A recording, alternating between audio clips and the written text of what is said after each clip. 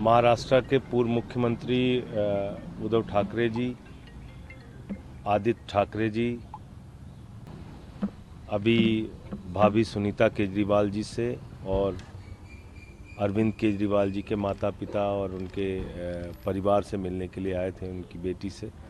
नमस्कार, मैं अंजलि मिश्रा, स्वागत है आप सभी का द न्यूज में। कई राज्यों में उपचुनाव होने वाले हैं और इससे ठीक पहले अगर आप कहेंगे मुलाकात का दौर देखने के लिए मिल रहा है। इसी बीच उद्धव ठाकरे ने पहले कांग्रेस नेता राहुल गांधी से मुलाकात की और उसके बाद वो अरविंद केजरीवाल के आवास पर पहुंचे, जहां पर उन्होंने अरविंद केजरीवाल की पत्नी सुनीता केजरीवाल से मुलाकात करते वो नजर आई है। जी हाँ, बिल्कुल सही सुना आपने। उद्धव ठाकरे और राहुल गांधी की मुलाकात को लेकर कहा जा रहा है कि जो चुनाव होने वाले हैं उस चुनाव को लेकर राहुल गांधी से उनकी चर्चा हुई और कई सीटों पर जो है समीकरण बिठाने का प्रयास किया गया है। उद्धव ठाकरे और राहुल गांधी की बैठक जो है इसे लेकर काफी सारी चीजें निकलकर सामने आई है। उन्होंने कहा है कि राहुल खड़गे से जो मुलाकात हुई है इसमें महाराष्ट्र में 100 से ज्यादा सीटों पर प्रत्याशी उतारने की बात निकलकर सामने आई है, जहां पर शिवसेना यूबीटी यानी उद्धव ठाकरे की जो शिवसेना है इसे लेकर काम करती नजर आएगी। तो महाराष्ट्र विधानसभा चुनाव को लेकर सभी दलों ने अपनी कमर कस ली है और इसी बीच पूर्व सीएम और शिवसेना यूबीटी के प्रमुख उद्धव ठाकरे ने दिल्ली में कांग्रेस के राष्ट्रीय अध्यक्ष मल्लिकार्जुन खड़गे, आपको बता दें कि लोकसभा के नेता विपक्ष राहुल गांधी से मुलाकात की। इस दौरान ठाकरे के साथ उनके बेटे आदित्य ठाकरे भी मौजूद रहे। ऐसा कहना है कि विधानसभा चुनाव में शिवसेना 100 से ज्यादा उम्मीदवार उतारने पर विचार कर रही है और इसे लेकर ही शिवसेना उद्धव की ठाकरे की पार्टी ने बताया कि आगामी चुनाव के लिए महाविकास अघाड़ी और इंडी गठबंधन ने 1 महीने में सीट बंटवारे का काम पूरा करने का टारगेट जो है तय किया है। साथ ही साझा घोषणा पत्र तैयार किया जा रहा है और माना जा रहा है कि महाराष्ट्र में होने वाले विधानसभा चुनाव में शिवसेना 100 से 110 सीटों पर अपना उम्मीदवार उतारने पर विचार कर रही है। उद्धव ठाकरे ने इंडिया अलायंस की बैठक बुलाने के लिए भी जो है सुझाव दिया है और ऐसे में ये जो बैठक हुई दिल्ली में, इस दिल्ली के बैठक में उद्धव ठाकरे, उनके बेटे आदित्य ठाकरे, संजय राउत, कांग्रेस के राष्ट्रीय अध्यक्ष मल्लिकार्जुन खड़गे, राहुल गांधी, कांग्रेस सांसद के.सी. वेणुगोपाल भी मौजूद थे। राहुल गांधी से मुलाकात के बाद आपको बता दें कि है इस मामले पर लगातार जो है रिएक्शंस भी देखने के लिए मिल रहा है, क्योंकि राहुल गांधी से उन्होंने मुलाकात की और कई लोगों की ये मुलाकात पसंद नहीं आई। कई लोगों का ये मानना है कि ये जो मुलाकात है ये एक तरह से कहीं ना कहीं जो है उद्धव ठाकरे राहुल गांधी के पास मांगने के लिए गए थे। क्या मांगने के लिए गए थे? सत्ता की लालसा में कांग्रेस के सामने उद्धव ठाकरे झुक रहे हैं, ऐसा संजय निरुपम का बयान है। तो उद्धव ठाकरे की मुलाकात को लेकर शिवसेना शिंदे के नेता संजय निरुपम ने निशाना साधा और ये कहा कि सत्ता की लालसा में उद्धव ठाकरे कांग्रेस नेताओं के आगे झुक रहे हैं। उनकी दिल्ली यात्रा ठाकरे की लाचारी दिखाती, वह खुद को मुख्यमंत्री के दावेदार के रूप में स्थापित करना चाहते हैं, मगर शरद पवार इसका समर्थन नहीं करेंगे और इसीलिए उद्धव ठाकरे और अन्य पार्टियों के गठबंधन में शामिल करने की मांग कर रही हैं। तो ऐसी जो है इनकी स्थिति हो चुकी है। तो आप देखिए किस तरीके से जो है इस मामले को लेकर उन्होंने जो है चीजें कही है, जो बयान है उन्होंने दिया है और ये चीजें वो कहते हुए नजर आ रही हैं। तो वहीं दूसरी तरफ आपको बता दें कि उद्धव ठाकरे जो है अरविंद केजरीवाल के आवास पर भी गए। उद्धव ठाकरे वहाँ पर भी वो मुलाकात की उन्होंने। वहाँ पर अरविंद केजरीवाल की पत्नी थी, उनके पिता, उनके माँ, सब लोग वहाँ मौजूद थे और उद्धव ठाकरे ने फिर केजरीवाल के आवास पर इन लोगों से मुलाकात जो है करते नजर आए और वहाँ पर भी काफ़ी देर तक वो रुके हुए थे, काफ़ी देर तक जो है बातचीत चली है और महाराष्ट्र के एमपीए में शामिल होगी आपके ऐसे इस तरीके की भी अटकलें जो चल रही थी। लेकिन आपको बता दें कि उद्धव ठाकरे के बेटे आदित्य ठाकरे भी इस मौके पर मौजूद थे और उसके बाद संजय राउत भी वहाँ पर मौजूद थे। आपके राज्यसभा सांसद संजय सिंह और राघव चड्ढा भी वहां पर मौजूद थे। उद्धव ठाकरे सीएम केजरीवाल के माता पिता से भी मिलते नजर आए। दोनों नेताओं की मुलाकात ऐसे समय में हुई जब पिछले दिनों आम आदमी पार्टी ने महाराष्ट्र में चुनाव लड़ने की घोषणा की थी और ऐसे में अब अटकलें हैं कि आम आदमी पार्टी महाराष्ट्र के महाविकास अघाड़ी में भी शामिल हो सकती है। अब ऐसे में आपको बता दें कि शरद पवार की पार्टी, उद्धव ठाकरे की पार्टी और कांग्रेस जो है महाविकास अघाड़ी में शामिल है और ऐसे में राज्य में इसी साल आखिरी में जो है विधानसभा चुनाव होने वाला है और इससे पहले लोकसभा चुनाव में एनडीए ने सत्तारूढ़ महायुति को बड़ा झटका दिया था। कहा जा रहा है कि गठबंधन साथ लेकर आएंगे और इस वजह से ये मुलाकात काफी हमें बताई जा रही है। संजय राउत जो है उनके साथ थे और हर जगह अभी इस वक्त उनके साथ भी नजर आ रही हैं और इस मुलाकात के बाद आम आदमी पार्टी के नेता संजय सिंह का बयान सामने आया। क्या कह रहे हैं संजय सिंह, जरा सुनिए।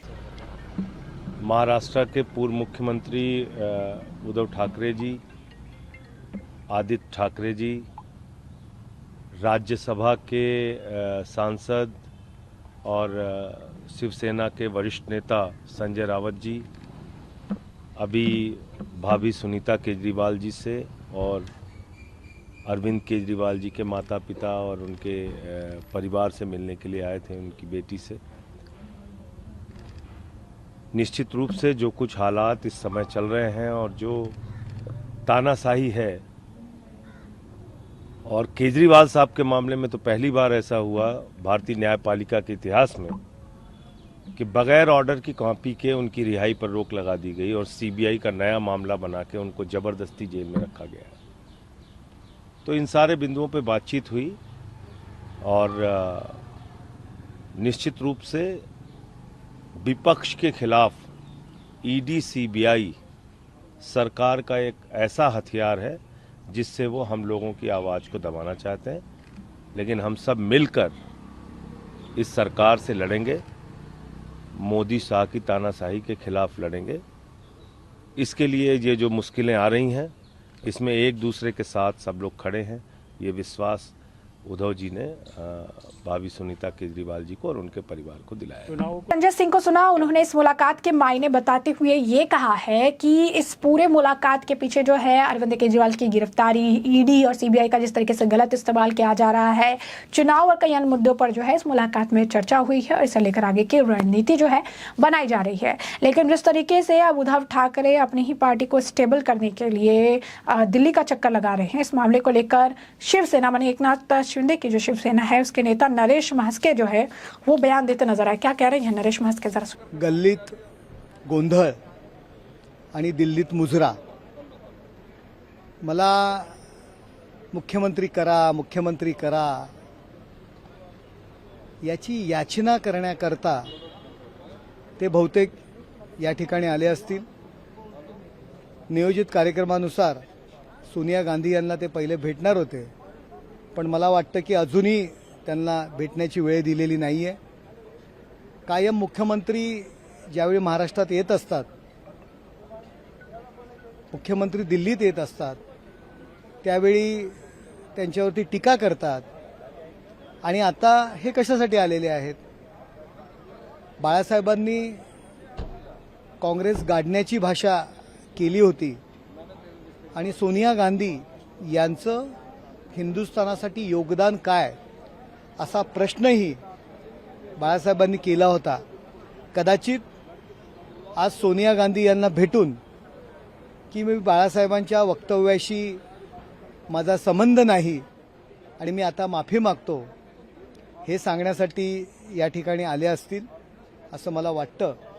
यापूर्वी दिल्लीतील नेते मातोश्रीवर यायचे, परंतु यांना आज दिल्लीत यावं लागतंय ही लाजिरवाणी गोष्ट आहे।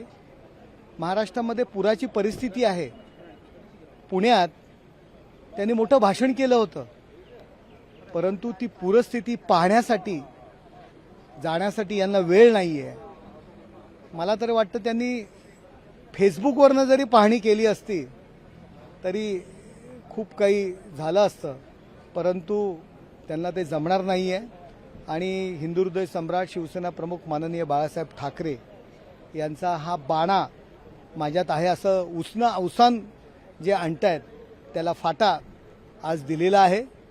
मला मुख्यमंत्री करा ही याचना करण्याची वेळ आलेली आहे। आणि आजचं वक्तव्य आहे की आमच्यामध्ये कोणी मोठा भाऊ नाहीये।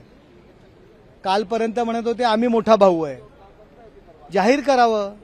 कदाचित मुख्यमंत्री पद जाहीर करण्यास सोनिया गांधी यांनी नकार दिलेला आहे आणि याकरताच याचना मी मशाल प्रमुख म्हणेल ही याचना दिल्ली दौरा आहे।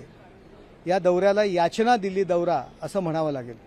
तो जैसा कि आपने उनको सुना, वो कह रही है कि अब मुख्यमंत्री की कुर्सी के लिए उन्हें सोनिया गांधी के सामने जो है झुकना पड़ रहा है। मुख्यमंत्री के लिए उन्हें जो है उनके सामने गुहार लगानी पड़ रही है, क्योंकि उनको पता है कि उनके जो पार्टी के और अन्य लोग हैं उससे उनको समर्थन नहीं मिलेगा, बाकी लोगों से समर्थन नहीं मिलेगा।